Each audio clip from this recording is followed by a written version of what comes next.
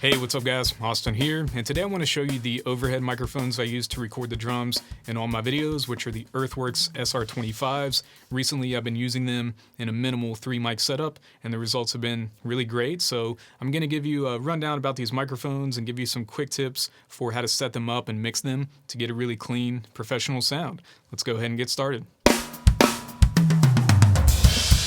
The Earthworks SR25 is a small diaphragm condenser microphone designed specifically for drums, percussion, and amplified instruments. The enclosure is made of solid stainless steel, which gives it a really sleek, minimal design that looks great in the studio. It features an extremely flat frequency response from 50 Hz to 25 kHz, which gives it a very neutral, accurate sound that responds well to EQ during mixing. And the uniform cardioid polar pattern makes it excellent at rejecting off-axis sound and maintaining accuracy across the entire frequency spectrum. It can handle sound pressure levels up to 145 decibels without distortion, which makes it ideal for recording loud instruments like drums, and its fast impulse response captures drum transients exceptionally well to preserve clarity and punch. So recently I've been using these in a more minimal 3-mic setup with just the 2 overheads and the kick mic, which actually gets you really great results if you don't need to isolate each drum during mixing. So if you just need a general purpose sound, maybe you want to film drum lessons, for example, or you want to record music that isn't super aggressive and processed like metal, then this setup can get you really great results. The configuration I like to use for this is what's known as Recorder Man, which is basically just a setup where you have one microphone directly above the snare drum pointing down, and the other one is behind the right shoulder pointing toward the snare. And you can experiment with the distances, but for me I like to keep both microphones about 44 inches from the center of the snare drum, which I measure out to make sure that they're going to be in phase with each other. But that's pretty much it. It's a very simple setup, but this can get you a very open, natural sound from the kit. So I'll go ahead and play this for you so you can hear what it sounds like, and then I'll take you into Logic to show you a few quick tips to add a little more polish and presence to the sound.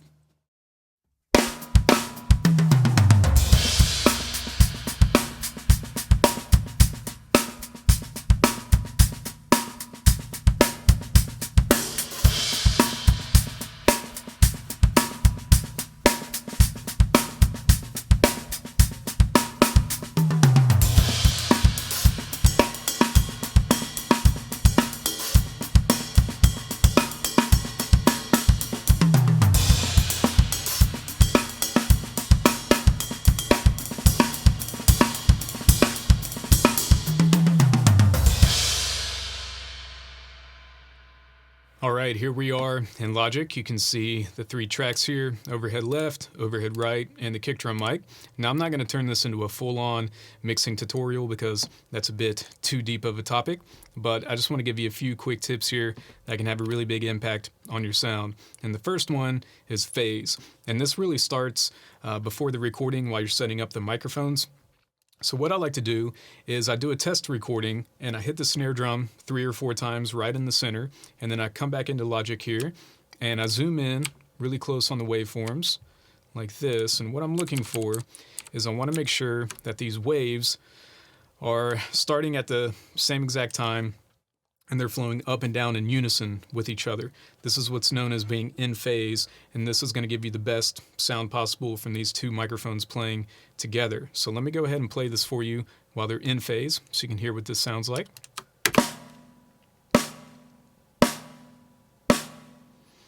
All right, now if you zoom in and your waveforms are maybe something like this, where you have the waves crashing into each other, that's going to give you some sound cancellation, and it's going to make it sound very thin and very weak. So you want to try to avoid this, but this is what being out of phase sounds like.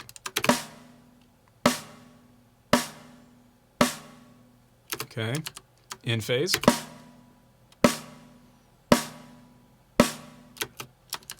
Out of phase.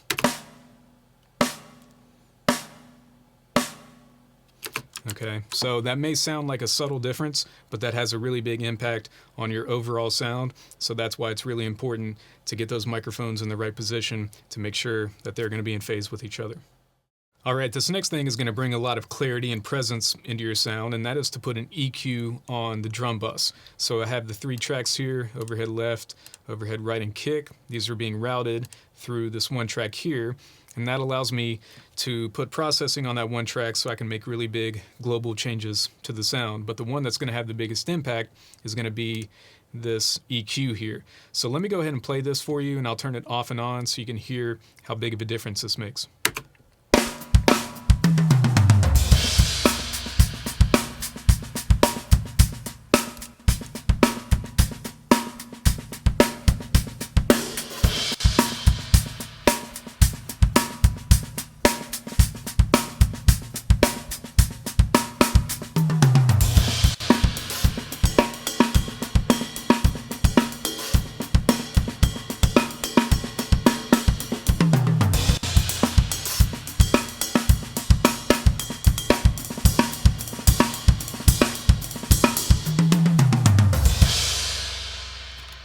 So you can hear it makes a really big difference in the sound. So what I'm doing here is I cut out the super low end, anything below about 35 or so, and I'm boosting about 3 dB between 40 up to about 160, 170, because that's where all the toms and the kick are going to fall. And when you do a minimal 3 mic setup like this, since you don't have the close mics in there to reinforce that low end, you kind of need to pull it up in the overheads to bring out the presence of those toms. So I like to just boost everything a little bit there. And I'm pulling down some of the low mids around 230 because that's where my snare drum sits, and I don't really like a lot of low end in the snare, so I thin that out just a little bit. And I'm also pulling out some of the mid-range between 4 and 500 just to clean up some of that mud. And then I add a shelf at about 4500 to pull up some of that sheen and that sparkle in the high end. But the great thing about these Earthworks mics is they're so accurate and neutral that they handle EQ really well. So if you want to push up that high end, they don't really get brittle or harsh or anything like that. I like to put in about 3 dB because I do kind of like a bright, crisp sound, but it's all very subjective. But this is the EQ I put on my drum bus, and I feel like it gets pretty good results. So give this one a shot. All right, the last thing I want to show you is how to add some ambience and space into the sound with a reverb. So the way I like to do this is I like to send from the individual channels over to an aux track with a reverb on it. And right now I'm using the Denise Perfect Room, which is actually a really nice reverb plugin. And what this allows is you can use this fader to decide how much reverb you want to bring into the sound here. So I'll go ahead and play this, and then I'll pull this fader up and down so you can hear the difference between the dry signal and the reverb.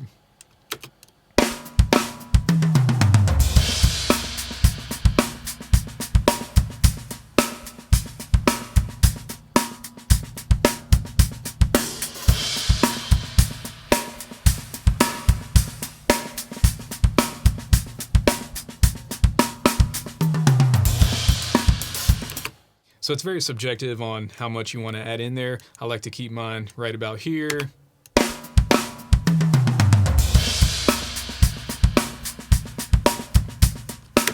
It's there, you can hear it, but it's not overbearing, so it's kind of tough to find that balance. But try out this method, and I think you'll be pleased with the results. So that's my 3 tips for you. Make sure that your overheads are in phase with each other. Put an EQ on the drum bus, and then send everything to a reverb, and you'll have a pretty clean, epic sounding mix before you know it. So I hope you guys dig this one. Thanks for watching, and I'll see you in the next one. Take care.